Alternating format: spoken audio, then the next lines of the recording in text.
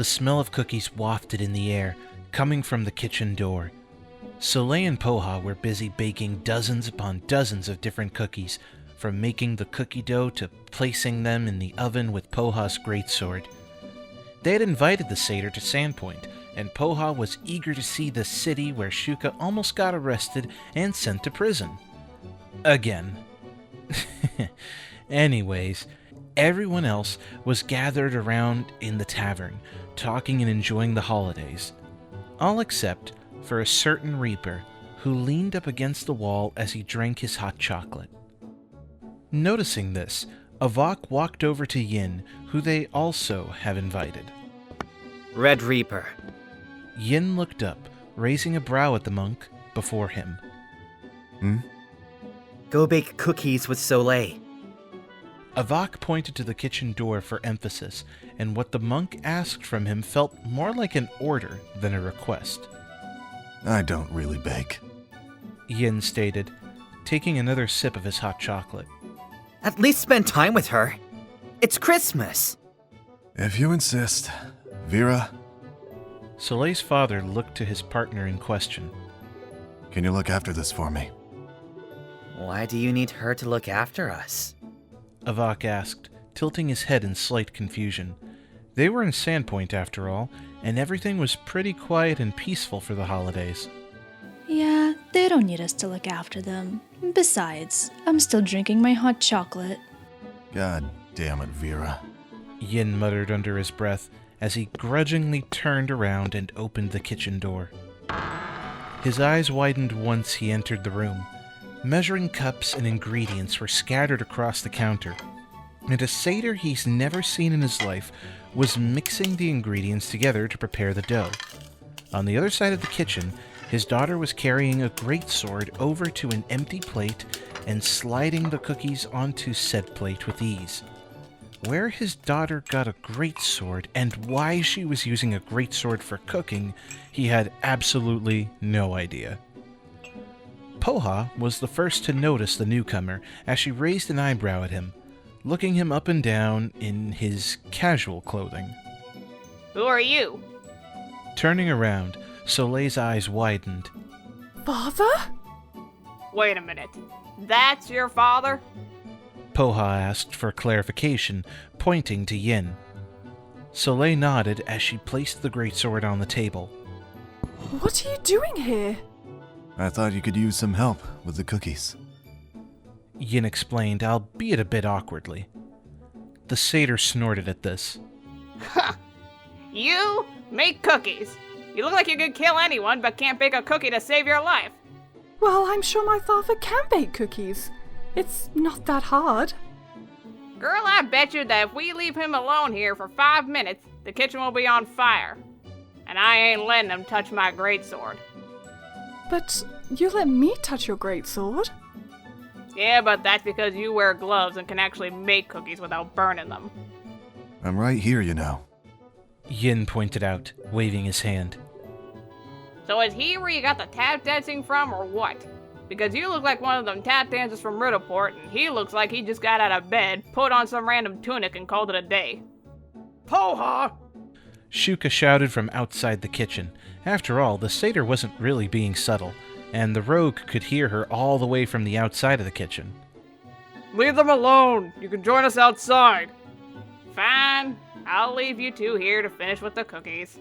But if this kitchen catches on fire, well, I told you so. With that, Poha grabbed her greatsword, swung it over her shoulder, and left the kitchen with a cup of hot chocolate in her other hand. Making her way over to Shuka and Irid, she questioned. So, when's the wedding? Irid spat out his hot chocolate in surprise, while Shuka glared at the satyr. Poha! Anyways, what can I help you with? Yin asked. I don't need any help. I can finish these last batches by myself. Soleil reassured, grabbing some dough from the bowl. She then began forming the dough into a ball with her bare hands before placing it onto the greatsword. Her father jabbed his thumb to the kitchen door. Did you really believe her? Maybe. She muttered, making sure to busy herself with the cookies. I've never seen you bake before.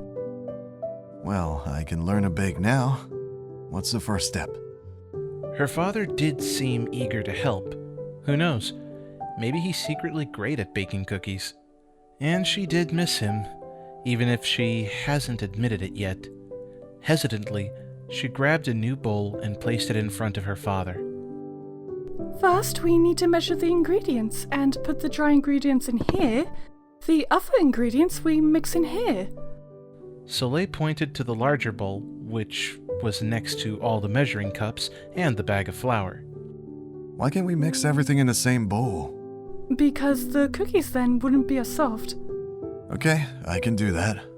Yin grabbed the bag of flour and dumped it into the first bowl before Soleil took the bag away from him. What?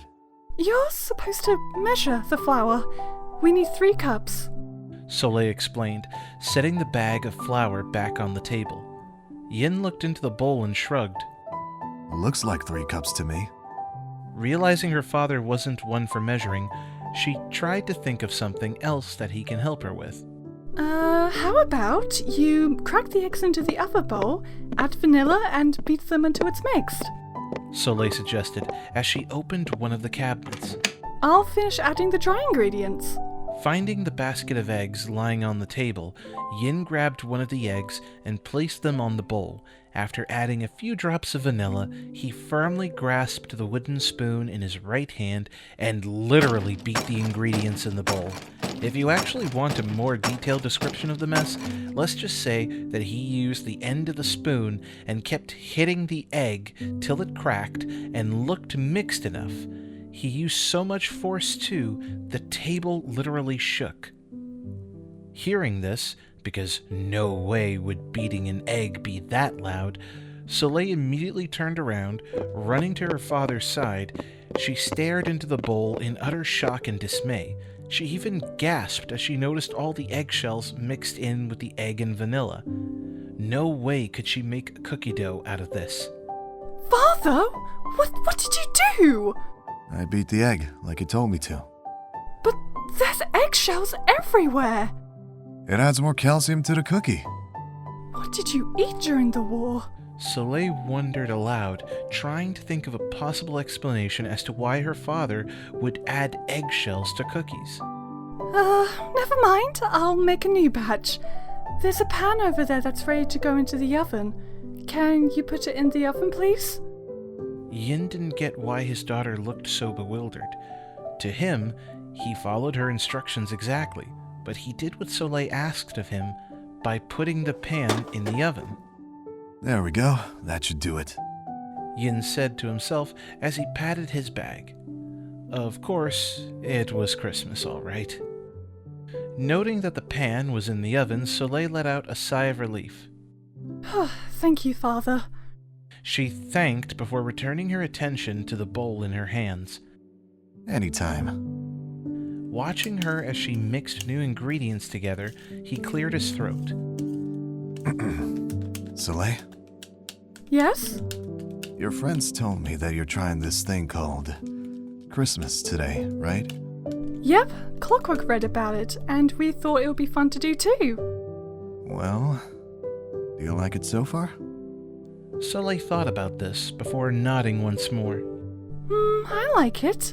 I get to spend time with everyone and bake cookies, even if I had to throw away one batch. Sorry, I just thought... A small smile appeared on her face as she placed the bowl down and walked over to her father. You wanted to help. That's fine. I appreciate it. But I can take care of the rest from here. Before I go, there's something else. What is it? Soleil asked, slightly confused. Is everything okay? Did something happen? Yin slowly opened his bag and took out a flower crown. The flower crown was made out of pink orchids with a white ribbon tied in the back. His serious face softened ever so slightly as he placed the crown on his surprised daughter's head. Merry Christmas, sunshine. I hope you like it. Tears welled up in her eyes as she raised a hand to feel the flower crown on her head. Her lip trembling, she stuttered. Father! Remember when I taught you how to make flower crowns? Orchids were always your favorite. Yin whispered gently, tucking a stray strand of her hair behind her ears. Taking a deep breath, his eyes rested on the bowl on the table. I missed you. To his surprise, Soleil hugged him tightly, leaning her head against his chest. I missed you too, Father. She admitted, tears sliding down her cheek and dampening his shirt. It felt like forever since he genuinely smiled as he returned the hug. I love you, sunshine.